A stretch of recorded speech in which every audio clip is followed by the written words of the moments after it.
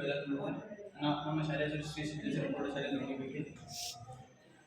ನನ್ನ ಹೆಸರು ಮಾರುತಿ ಕೋಳಿ. ನಾನು 10ನೇ ತರಗತಿಯಲ್ಲಿ ಓದುತ್ತಿದ್ದೇನೆ. ನಮ್ಮ ಶಾಲೆಯ ಹೆಸರು ಶ್ರೀ ಸಿದ್ದೇಶ್ವರ ಪ್ರೌಢಶಾಲೆ.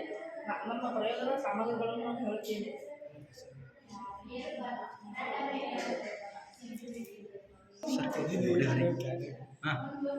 ನನ್ನ ಹೆಸರು ಮಾರುತಿ ಕೋಳಿ. ನಾನು 10ನೇ ತರಗತಿಯಲ್ಲಿ ಓದುತ್ತಿದ್ದೇನೆ.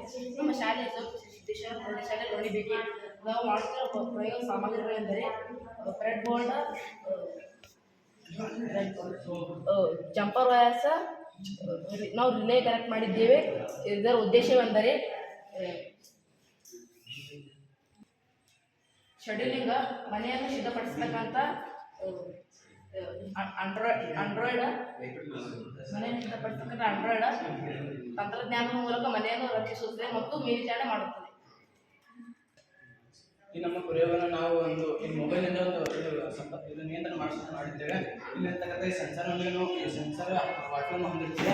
ವಾಟ್ಫೋನ್ನೊಂದಿಗೆ ನಾವು ನಮ್ಮ ಮೊಬೈಲ್ನಲ್ಲಿ ಹಾಟ್ಸ್ಪಾಟನ್ನು ಆನ್ ಮಾಡಿ ಒಂದು ಬ್ಲೂಕ್ ಅಪ್ಲಿಕೇಶನ್ನಿಂದ ನಾವು ಈ ಎಲ್ಲ ಪ್ರಯೋಗವನ್ನು ನಿಯಂತ್ರಿಸುತ್ತೇವೆ. ಇಲ್ಲಿ ನಮ್ಮ ಮೊಬೈಲಲ್ಲಿ ಇಲ್ಲಿ ಬಟನ್ ಆನ್ ಆಗಿದೆ. ಆನ್ ಆಗಿದ್ರೂ ಸಹ ಇಲ್ಲಿ ಬಲ್ಬ್ಗಳು ಹತ್ತಿಲ್ಲ. ಏಕೆಂದರೆ ನಾವು ಇಲ್ಲಿ ನಮ್ಮ ಮೊಬೈಲ್ನಲ್ಲಿ ನಾವು ಇಲ್ಲಿ ಆಫ್ ಮಾಡಿದ್ದೇವೆ. ಈಗ ನಾವು ಈ ಮೊಬೈಲಲ್ಲಿ ಆನ್ ಮಾಡಿದ ತಕ್ಷಣ ಇಲ್ಲಿ ಬಲ್ಬ್ಗಳು ಹತ್ತಿರ್ತವೆ. ಇಲ್ಲಿ ಒಂದು ಆಫ್ ಮಾಡಿದ ಒಂದು ಬಲ್ಬ್ ಆಫ್ ಆಗುತ್ತದೆ.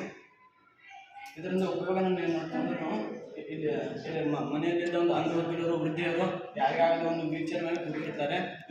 ಕೂತಿದಾಗ ಅವರನ್ನು ಎದ್ದು ಒಂದು ಬಲ್ಬ್ ಆಗಲಿ ಫ್ಯಾನ್ ಆಗಲಿ ಯಾವುದೊಂದು ಆನ್ ಮಾಡೋದು ಆಗುವುದಿಲ್ಲ.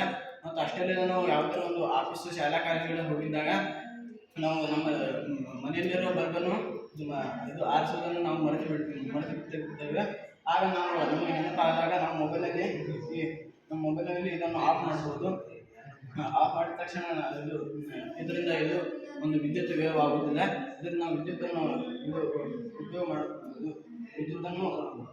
ಮಾಡಿಕೊಳ್ಳಬಹುದು.